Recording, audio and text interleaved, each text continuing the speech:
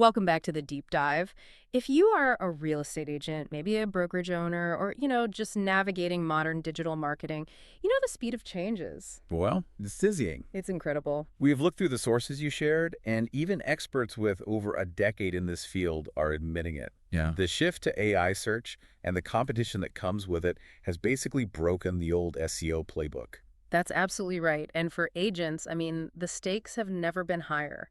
We are here to dive deep into that material, to pull out the actionable truths. So what's our mission today? Our mission is to cut through the jargon and figure out exactly what an agent or a brokerage must prioritize right now to survive this shift to AI and stay visible in, 2025 and 2026. And the core problem, as the analysis really defines it, is pretty simple. Traditional SEO tactics are just becoming obsolete. Completely. You can forget about keyword density. The goal isn't just winning those old-school blue text links on Google anymore. The entire fight has moved to the top of the page winning that AI overview spot. Exactly. And we're moving past vague advice today. We're going to uncover 3 non-negotiable strategies, things like going hyperlocal, platform ownership, and deep AI optimization. And then we'll compare 6 top agencies that were cited in your sources. We will. We want to show you exactly where agents should invest their resources and, critically, how to avoid what the source material calls the heavy pair of golden handcuffs. Okay, let's unpack this new reality. If that old strategy of, keyword stuffing is dead, what's replacing it? What's the foundation of a modern digital strategy? It's being replaced by the new gold standard, AI, SEO, and what the experts are calling an entity-first strategy. Entity first. Yeah. Optimization is no longer about matching exact search terms. It's about convincing the AI, whether that's Google, Gemini, or OpenAI's models, that your business, your brand, and your agent are the recognized authoritative entity on a specific topic or location. Wait, isn't entity first just another buzzword? If I'm a local agent, how do I become an entity? It's fundamental. Think of it this way. Traditional SEO asked, does this page mention West Loop Lofts? Okay. Entity SEO asks, is this agent the most reliable source for West Loop Lofts? And to answer that, the AI needs to read your data perfectly, which is why schema markup becomes non-negotiable. Right, and that's a term we hear all the time, schema markup. But for our listener who isn't an SEO expert, what is it actually doing? Schema markup is essentially translation for the machine. It's just these tiny pieces of code you add to your website that tag the information. It tells the AI, this number is the price. This text is the neighborhood name.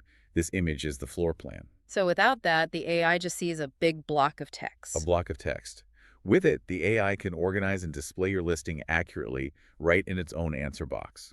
So if a real estate agency isn't structuring their clients' data that way, they're essentially invisible to the systems that are now answering everyone's questions. Precisely. They are invisible in the most important location on the page. And this shift is why the analysis highlights an agency like FlyDragon.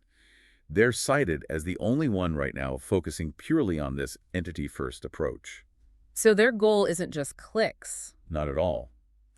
It's to structure the agent's data so perfectly that the agent becomes the authoritative answer that the AI recommends. That ties directly into that zero-click future we've all been hearing about. If the AI answers the question directly, the user doesn't even need to click through. And that's the critical context. If your data isn't structured correctly with schema, you don't even qualify to have your information show up in that space. Which makes the role of a specialized real estate SEO company so important. It's crucial. They aren't just generic content marketers writing basic blog posts about, tips for first-time buyers. Right. They need to be specialized partners who can handle local market nuances, drive actual listing appointments, and build the kind of local authority that makes buyers find your neighborhood guides, not Zillow's. It's specialization versus generalization at the end of the day.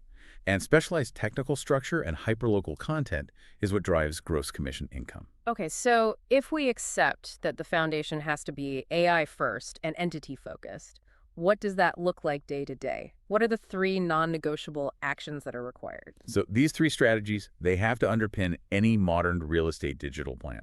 First, go hyperlocal or go home. A necessary reality check. It is. Agents can never realistically beat giants like Zillow, Trulia, or Realtor.com for broad terms like Dallas real estate. That fight is over. It's too expensive to even try. So the smart move is micro-targeting. but doesn't that make the agent seem smaller if they only show up for niche searches? It's the only profitable move. The strategy has to be dominating the neighborhood level. I'm talking about targeting highly specific, high-intent searches like West Loop lofts for sale under 500K. Or best family homes in Willow Creek with top school districts? Exactly. If an agency isn't building custom authoritative pages for those neighborhoods, they're just wasting your monthly budget trying to fight an impossible battle. Focus on depth over scale. I like that. What's number 2? Harnessing the map pack. This is all about expert Google business profile, or GBP management. The analysis we looked at indicates that the map pack, those 3 businesses on the map at the top, is where an estimated 70% of calls originate for local businesses. 70% of calls. That's not just visibility, that's a lead generation machine. Why is it so dominant? 2 reasons. First, mobile search just prioritizes it because location is so key. And second, it offers immediate action, a call button, directions, a direct link. So it's for users who are ready to act now? That's why the leads are so high quality. The user is often already physically close and ready to make a move. Understood. And the final, often overlooked technical piece. Technical IDX SEO. IDX, the Internet Data Exchange, is how agents display MLS listings on their own sites. So they need an agency that can handle the complexity of integrating that feed and, crucially, applying schema markup to every single listing page. Why is that so hard? I thought IDX feeds were standard. They are messy, honestly. Without proper technical work, that flood of listing, data new listings, old ones coming down, can create huge speed issues and duplicate content penalties. Which Google sees as spam. Exactly. If the agency isn't technical enough to manage that feed, structure the data, and keep the site fast, your listings will be missed entirely by the new AI gatekeepers. Okay, so here's where the rubber meets the road. We've established the technical need, but how do agents vet a partner? We looked at 6 specific agencies from the source material, and the differences in their models are pretty stark. They really are. They show a clear split between future-proofing for AI and just focusing on surface-level aesthetics, which, as we saw, can be a very expensive trap. Let's start with that contrast. FlyDragon, the AI specialist, versus Luxury Presence, the design powerhouse. Right. So FlyDragon is focused on AI visibility. They're structuring the data so the AI chooses their agent as the best in a niche. For example, getting them recommended as the best luxury agent in Dallas. It's an enterprise strategy, really, but scaled for teams and brokerages. And Luxury Presence, they're huge in the high-end market, the million-dollar listing types. They are the benchmark for design. I mean, if Apple designed a real estate website, it would be Luxury Presence. They win on aesthetics, stunning visuals, and brand perception. But the analysis pointed out a huge problem with that style over substance approach for SEO. It all comes down to speed. To get that smooth Apple-like aesthetic, their sites are heavy. Massive image files, complex animations, a lot of JavaScript. So their core web vitals suffer. They suffer severely. And Google views slow loading speed as a major negative ranking factor. If your site takes 3-4 seconds to load those beautiful visuals, Google will just downgrade your visibility. Slow equals death in search. And then there's a second, more dangerous problem, ownership. The walled garden. Yes. This is the heavy pair of golden handcuffs. Luxury Presence provides a leased website. You pay for it, but you don't own the underlying platform. The warning is stark then. It is. If you ever stop paying, that beautiful, expensive custom website just disappears.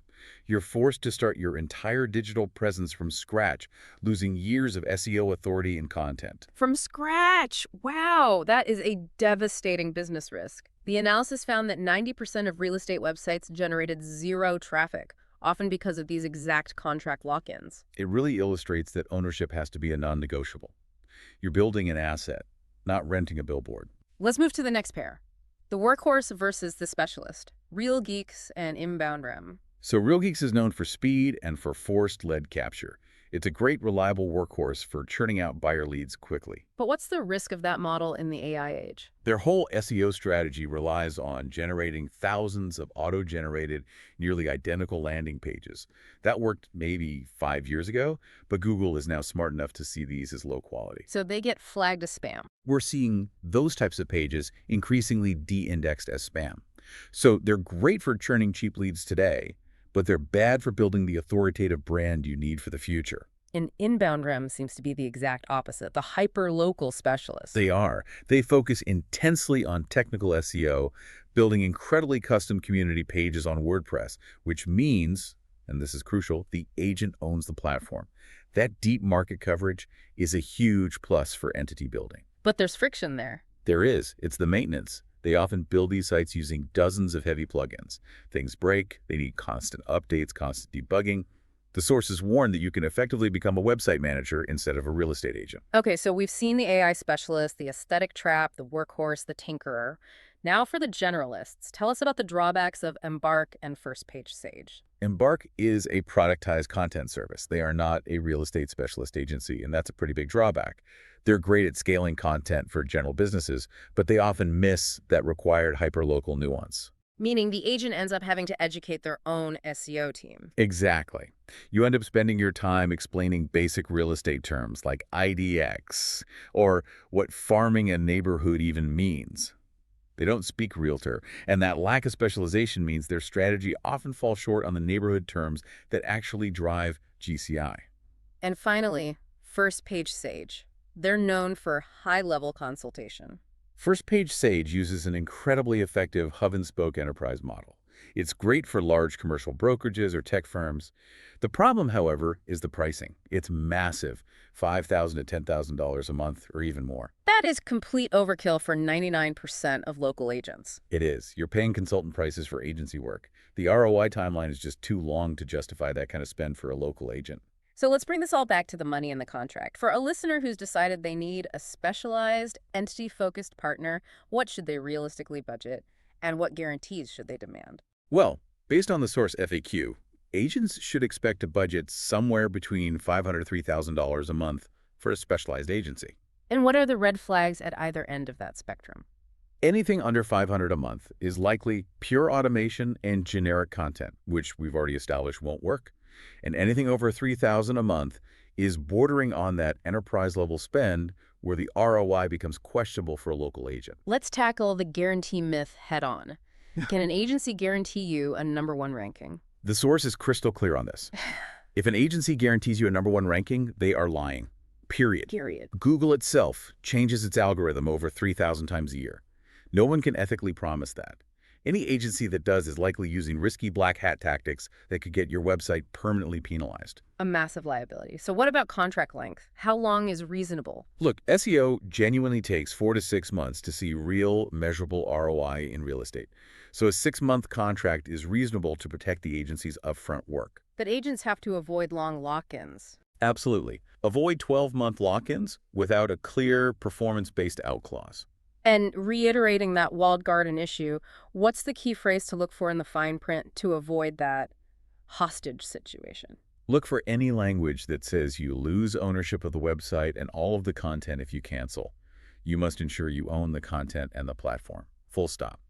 Okay, finally, what are those essential questions we should be asking any potential partner to vet them properly? These really separate the specialists from the generalists. Ask, do I own the content you're producing and the platform it's on? What happens if I cancel? What happens if I cancel my contract early, and can I take my content with me?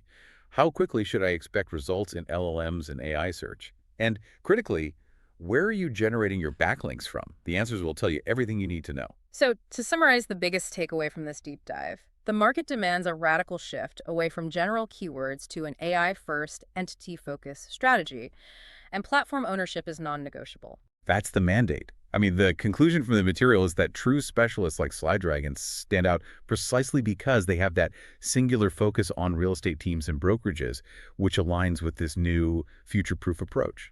So here's a final thought. If the future of search is chat and the agent becomes the answer recommended by an AI, that means the AI needs context beyond just code.